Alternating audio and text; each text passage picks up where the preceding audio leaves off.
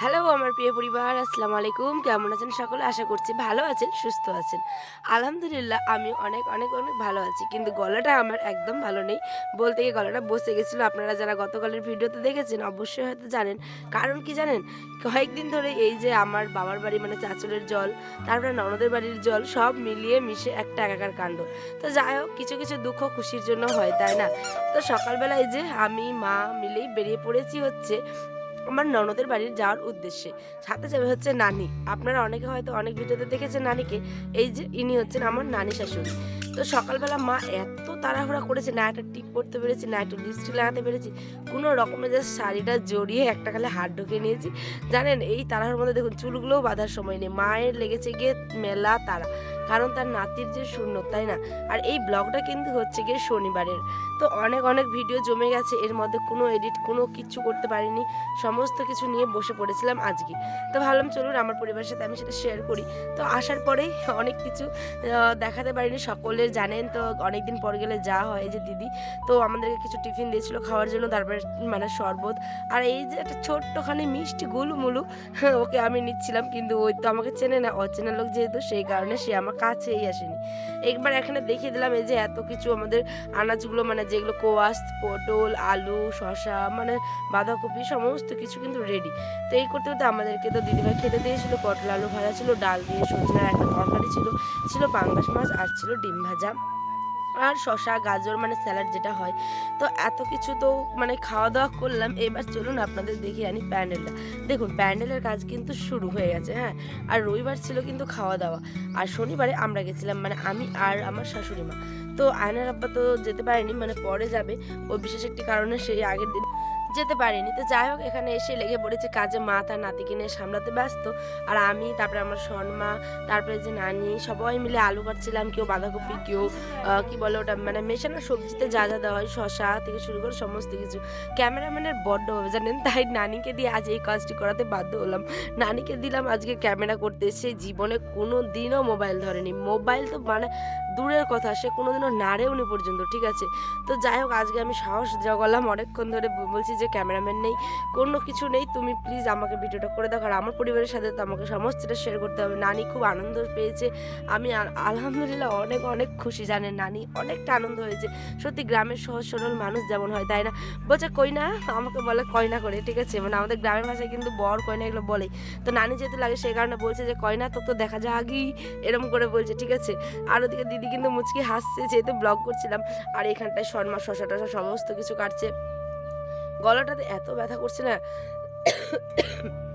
যে কি বলবো, এত গলা ব্যথা, এই ঠান্ডা লেগে গেলেই আমার গলায় ব্যথা করে। তো যাই হোক এখানে যে দিদিভাই ছিলেন মানে তার বড় যা আর কি, আমার ননদের বড় যা, তারপরে মা সবাই মিলে আমরা এই যে এখানে অনেক কিছু কাটাকাটি কিন্তু কমপ্লিট। এবার আপনাদের একটা জিনিস দেখাই, দেখছেন গোলাপ ফুলের গাছ, এই যে বড় গাছটা এত বড় হয়েছে না, একদম মাথায় লেগে যায়। বলতে গিয়ে যে এদের বাড়িটা তো পুরো কমপ্লিট এখনো হয়নি, এনাদের কিন্তু অনেক অন্যরকম ব্যাপার, বাড়িঘর এখনো অনেকের দেওয়া হয়নি, এগুলো ওদের পুরনো বাড়ি। দেখছেন গ্রামের চাটাল, তারপরে একটা অন্য রকমের রান্নাঘর, রান্নাঘর থাকবে, গলাঘর থাকবে, তারপরে যে এরমই মানে গ্রামের একটা মিষ্টি বাড়ি, ঠিক আছে? তো এদিকে এখানে আয়োজন হচ্ছে ঘন্ট, মানে সবজি হবে, ভাত হবে, রাত্রে ফাতিয়া হবে। তো মানে এসেছিলেন এখানে মানে মুড়ি আর কি। তো আমি এখানে মুড়িগুলো চেলে নিয়েছিলাম, আর আয়নকে দেখুন খাওয়া কিন্তু শুরু করে দিয়েছে ওই শুধু শুধু মুড়ি। দিদি এখানে টিনগুলো এনে দিচ্ছিল, মুড়িটা চেলে ভাবলাম টিনে রেখে দিই। আর আজকে একটা জিনিস দেখলাম জানেন, এই গ্রামের ছোট্ট গলাঘর বা ছোট্ট রান্নাবাড়িতে কিন্তু এরকম ঝুলন্ত ঝুড়ি আপনারা দেখতে পাবেন। এই ঝুলন্ত বাসনের ঝুড়ি হোক, সবজির ঝুড়ি হোক, বিভিন্ন রকমের কিন্তু আমি দেখেছি প্রথমবার। এত সুন্দর লাগলো আমার, এই যে দেখছেন ঝুড়িগুলোকে এরমভাবে বেঁধে রেখেছে, এটাকে ঝুলন্ত ঝুড়িই তো বলবো, তাই না? তো চলুন এখানে যে মুরগি, যেটা ব্রয়াল মুরগি আর কি, সেটাকেই মারা কাটাকাটি করছে। আর তার জন্য কিন্তু তার নাতির উদ্দেশ্যে মানে নানি, দাদি, পিসি, মা এরা সবাই কিন্তু রোজা রেখেছিল, সেই কারণে আমি ইফতারের জন্য মুড়ি মেখে দিচ্ছিলাম তাদেরকে। এখানে যেহেতু মটর বা যেটা কালাই ঘুগনি হয় সেটাকে ভেজাতে ভুলে গেছিলেন, তো এই জন্য এটা এক্সট্রা কিনে আনা হয়েছে। আর তার সাথে দিব শসা, গাজর কুচিয়ে, তারপরে খেজুর সমস্ত কিছুই থাকবে, শসা কুচি।